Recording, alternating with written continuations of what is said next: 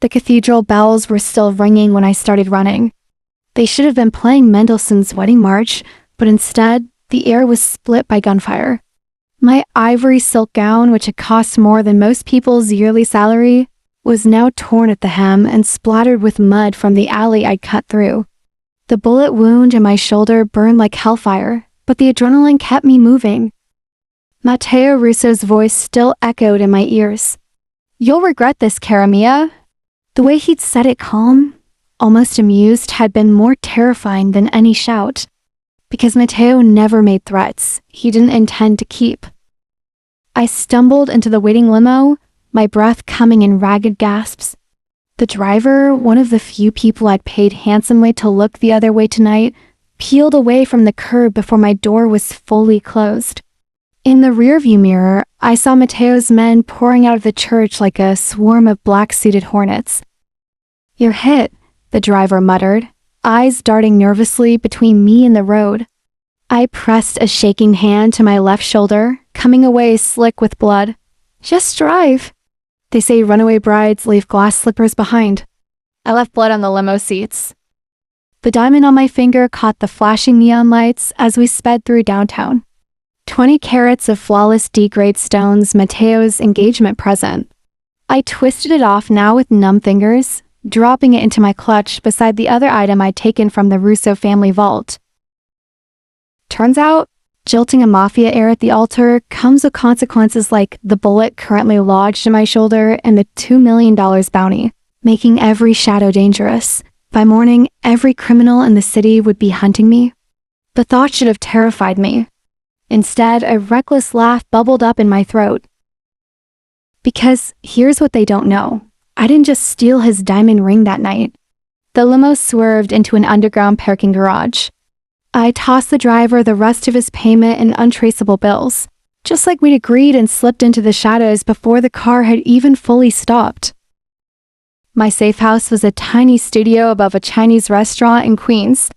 The smell of garlic and ginger would cover the scent of blood, and the constant stream of delivery drivers provided perfect cover for coming and going. I prepared this place months ago, back when I'd first realized what kind of man I was really engaged to. The wound needed stitching. I bit down on a leather belt as I poured vodka over it, the pain turning my vision white at the edges. When I could breathe again, I reached for the sewing kit. As the needle pierced my skin, my mind wandered to the real prize hidden in the lining of my clutch. Not the diamond, that was just a decoy. The flash drive I'd taken from Matteo's private safe contained everything. Bank records, shell companies, names of every dirty cop and politician on the Russo payroll. Enough to bring down a crime family. Enough to get me killed 10 times over.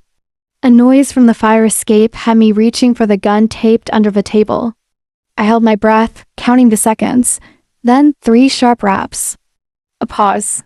2 more. I lowered the weapon just as the window slid open.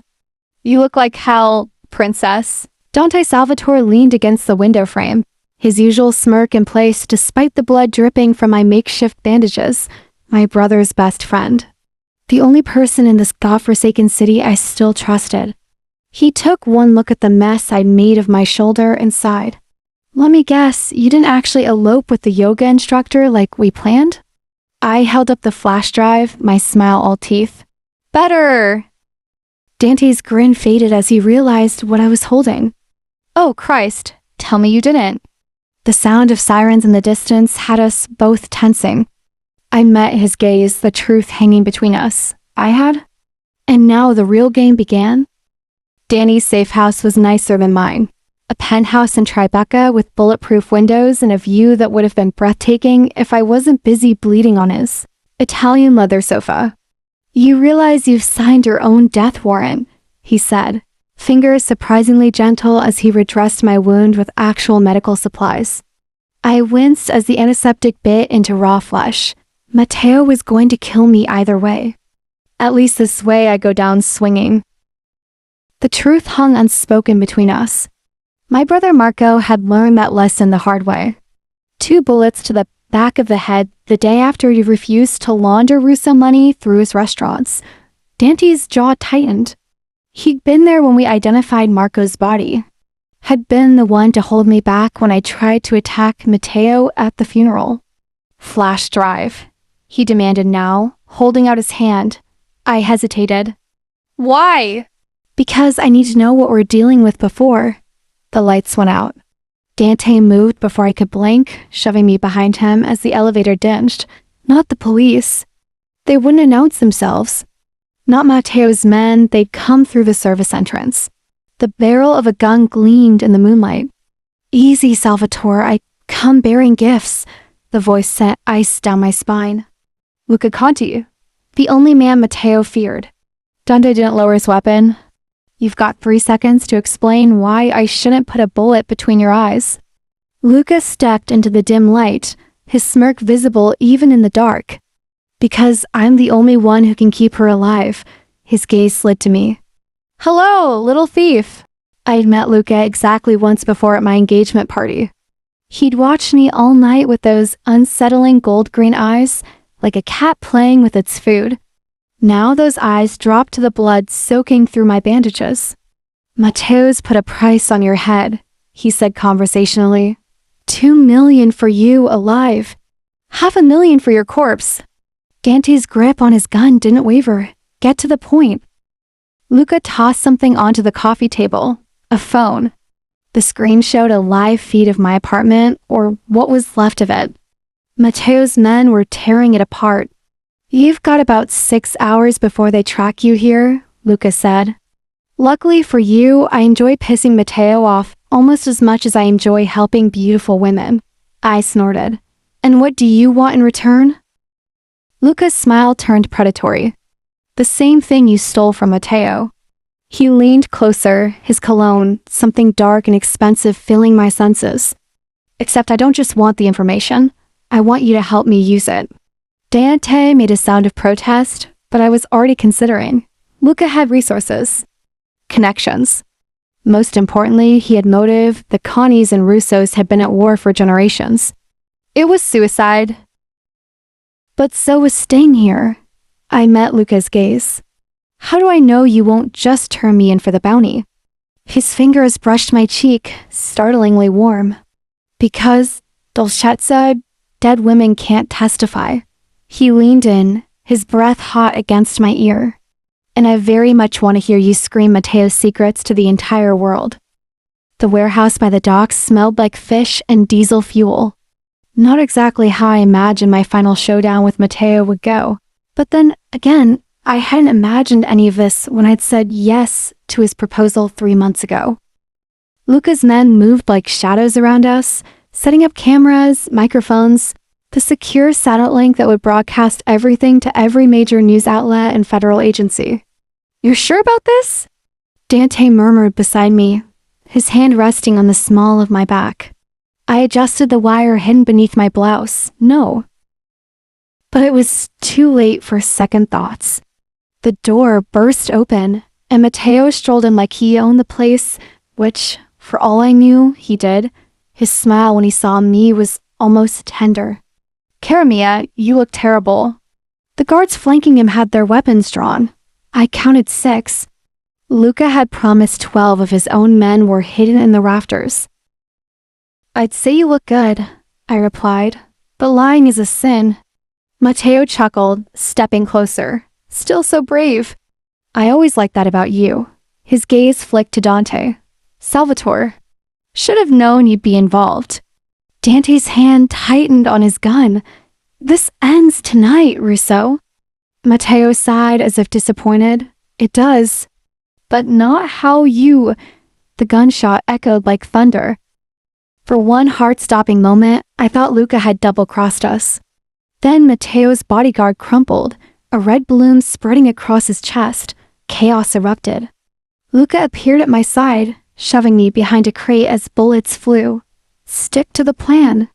He barked over the gunfire. The plan, right. While the men distracted each other, I was supposed to get to the control panel, initiate the broadcast. But as I crawled toward it and a hand closed around my ankle, Matteo, blood streaked his perfect face, but his grip was iron. Did you really think, he panted, dragging me closer, I wouldn't figure out your little game? I kicked out. my heel connecting with his jaw. Did you really think I'd marry you without insurance? The flash drive was still in my pocket. Matteo's eyes locked onto it with feverish intensity.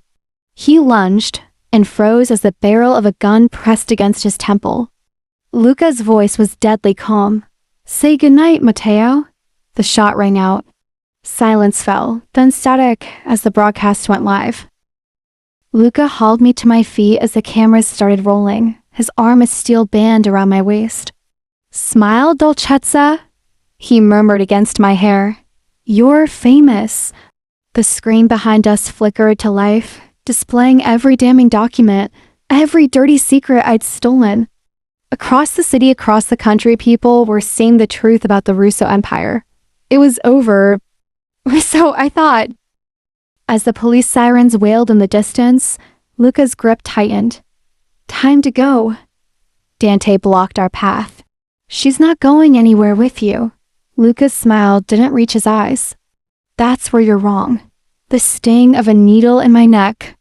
The world went black. When I woke, we were on a plane. Luca sat across from me, sipping whiskey like nothing had happened. Welcome to your new life, he said, raising his glass. I lunged for him, or tried to. The handcuffs rattled against my seat. You bastard! Luca leaned forward, brushing a strand of hair from my face. But here's the thing, little thief. His lips grazed my ear. You didn't just steal Matteo's secrets that night. He pressed something into my palm. A ring, not the diamond I'd taken, a simple silver band. You stole my attention. His teeth scraped my neck. And I don't let go of what's mine. The plane climbed higher, New York shrinking below us.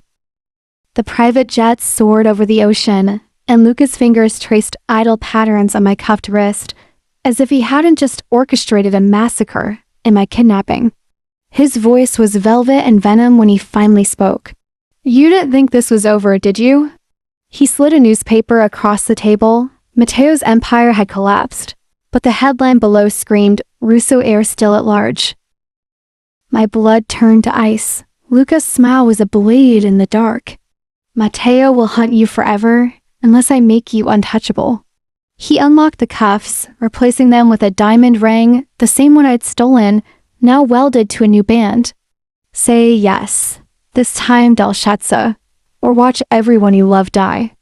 I laughed, sharp as broken glass, and kissed him, because the truth was worse than captivity. I wanted him too. The plane touched down in Sicily at dawn, where the vows we'd spit would be written not in promises, but in blood. And just like that, I realized I'd run from one monster straight into the arms of another.